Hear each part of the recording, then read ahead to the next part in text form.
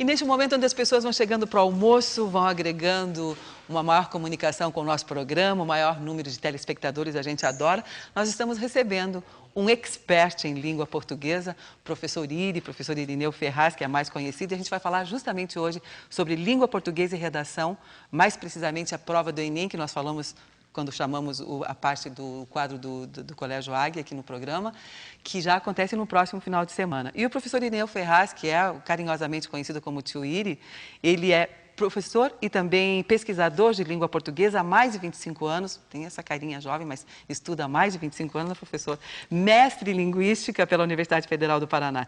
E é justamente isso que a gente ouve falar, principalmente dos estrangeiros, que a língua portuguesa é uma das línguas mais difíceis do mundo. E esse conceito é da gente também, de nós brasileiros, professor. Bom dia. Bom dia a todos. Essa fala, língua portuguesa ser muito difícil, uma das mais difíceis do mundo, não encontra ressonância alguma na comunidade científica. Não, quem sabe um distanciamento entre a gramática normativa e a nossa oralidade pode provocar, até mesmo entre nós, essa percepção de que a língua portuguesa seja uma das difíceis do mundo. Mas não existe uma língua mais difícil do que a outra. As línguas são diferentes apenas. Não existe nenhum critério para dizer que uma língua é mais difícil do que a outra. E assim, como a gente sabe que existe uma certa, não sei se se chama rivalidade, entre os estados do Brasil. Então, determinado estado tem um português melhor, e eu brincava que quando a gente ouve entrevistas de jogador de futebol, normalmente os jogadores do Sul, a gente percebe muito no Rio Grande do Sul, tem uma fluência melhor, tem um português pelo menos um pouco mais equilibrado. Isso é verídico ou é na minha cabeça? Não encontra. Existem várias informações sobre língua e língua portuguesa que ainda estão restritas à universidade. Não chegaram ainda às escolas, ao povo, ao senso comum. Né? Essa questão de que uma língua, que é possível alguém falar um português melhor do que o outro, também não encontra ressonância na linguística, na ciência da língua, e talvez seja uma herança de uma visão um pouco ultrapassada de língua, uma visão que nos foi passada pela gramática normativa, por exemplo. Então o Enem hoje atualiza essas questões todas. Se, por exemplo, em uma questão do Enem, eles falarem sobre uma língua, um lugar do Brasil que se fale melhor, vai estar errada sempre, né? Ou que a língua portuguesa é difícil, vai estar errada sempre. Porque quem faz a prova do Enem não são professores tradicionais de gramática, são pesquisadores, são cientistas da linguagem. Então a prova é revolucionária e vem para mostrar também uma nova concepção de língua. Entre elas, de que todas as pessoas falam português perfeito. Não existe como uma pessoa errar em português. São formas diferentes de acordo com a região e de acordo também com o estrato social do indivíduo. São formas diferentes, mas todas elas, do ponto de vista científico, são perfeitas. Então, quando a gente ouve a frase ou uma forma assim, eu vou ponhar aí, eu estou falando certo? Sim, do ponto de vista da linguística, é uma variante da língua, né? Porque não é uma pessoa só que fala isso, é um grupo social que fala. Esse grupo geralmente esteve fora da escola, esse grupo, às vezes as crianças tiveram que ajudar a família desde os 10 anos de idade, né? Então eles não têm acesso à forma escolar da língua, né?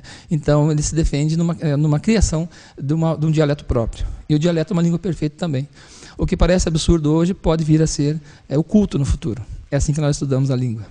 Olha, que informações preciosas, né? Que a gente quase não ouve falar. Existem pesquisas, por exemplo, de que a mãe ler histórias ou contar histórias para a criança ainda dentro do ventre materno, existe a possibilidade de que ela se desenvolva um vocabulário melhor, uma linguística melhor, uma forma de se expressar melhor, um intelecto. E isso também o papel da própria escola para que desenvolva a língua materna. Essa é a função da escola, o desenvolvimento da língua materna? É o papel da escola hoje, professor? O grande papel da escola hoje é, em primeiro lugar, evitar que as pessoas, os falantes, tenham preconceitos com qualquer tipo de fala, né? E fazer com que as crianças tenham acesso a uma modalidade padrão da língua escrita, né? Porque, por exemplo, se você estiver hoje no Ceará e pegar um jornal do Ceará escrito, e no Rio Grande do Sul ou em São Paulo, no Paraná, você não vai notar diferença alguma, porque existe uma língua padrão escrita. Né? Então a escola tem que oportunizar as crianças, os alunos, né, a acessar o meio a forma escrita da língua, sem perder a identidade cultural, né? Por exemplo, é muito comum aqui na nossa região que as pessoas têm uma alofonia do R, que elas falam chimarrão ou caroça. Sim. Isso não é um erro, né? De maneira alguma. É possível que a criança faça excelentes redações, tenha uma boa leitura e continue com essa forma internalizada, que faz parte do seu dialeto, ou seja, um grupo social que fala aquele tipo de português. Sim. Isso enriquece a língua, não empobrece. Faz parte da sua cultura, da sua vivência. Faz parte. Essa questão do ventre, muitas mães ouvem música, então, né? Ouvem música também. E acreditam, né? Tem que acreditar bastante. Mas a preparação, por exemplo, para o Enem, a preparação para a vida escolar e a vida o desempenho da língua materna, ela começa muito cedo, né? Muito cedo. Quando o pai leva, por exemplo, uma criança a comprar um livrinho na livraria, ou leva a assistir a um filme, né? Ele está preparando a criança para o futuro, né? Porque a prova do Enem é uma prova que cobra a leitura de mundo do indivíduo desde que ele nasceu, né? Então, é um outro tipo de prova, focado nas características, nas capacidades individuais da pessoa. Então, eu tenho falado muito nas minhas palestras hoje para professores ou para alunos, que a preparação do Enem começa como criança já, né? Sim, o incentivo à leitura, o incentivo à prática da oralidade, o incentivo às artes, né?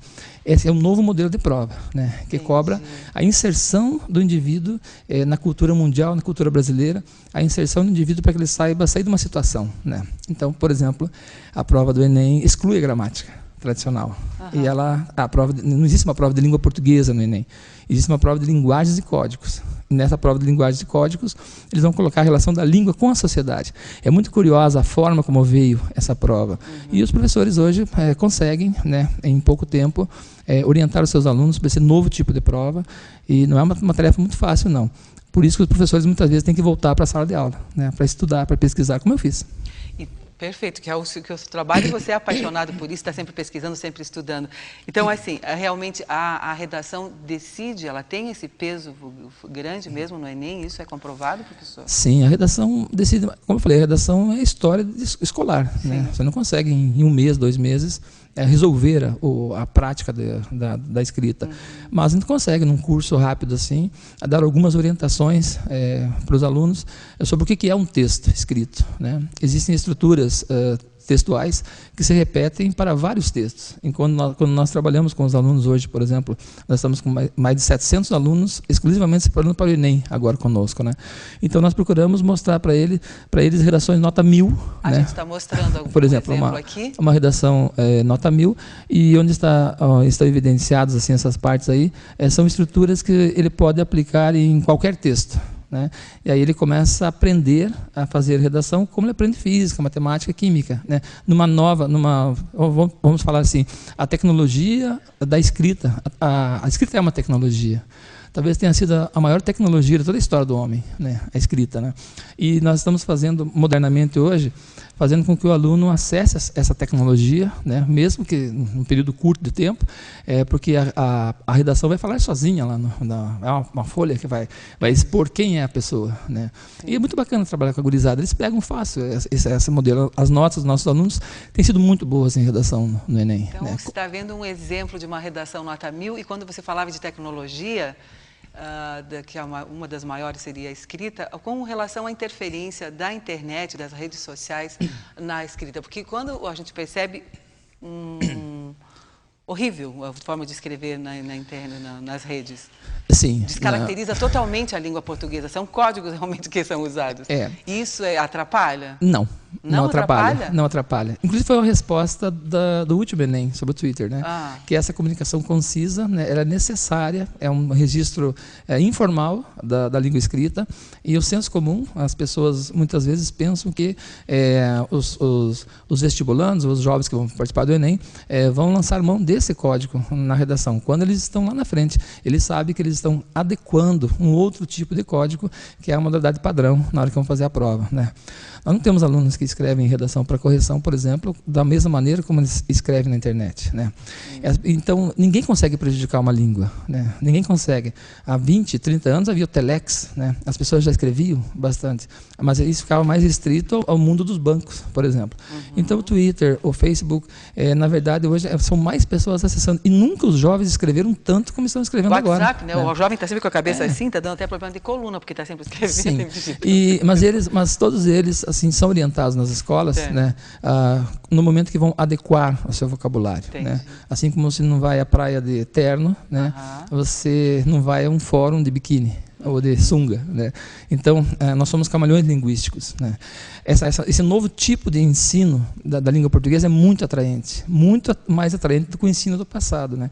E o Enem, a prova do Enem, vem ao encontro disso, de uma reformulação do currículo do ensino médio, para que as crianças, os adolescentes todos, se interessem mais pela língua materna e saibam se expressar e saibam adequar o vocabulário às mais diversas situações de comunicação. Inclusive, você colocou uma informação das curiosidades da língua, a forma de falar presidenta para presidente é da língua culta? Porque para algumas pessoas dói no ouvido, fica um som estranho. E daí a presidenta insiste em ser chamada de presidenta. E a gente acha estranho. Eu vou mostrar algumas questões aqui. Poucas pessoas sabem. Isso aqui é uma gramática normativa. Isso é uma gramática normativa. Aqui é uma língua prescritiva, né?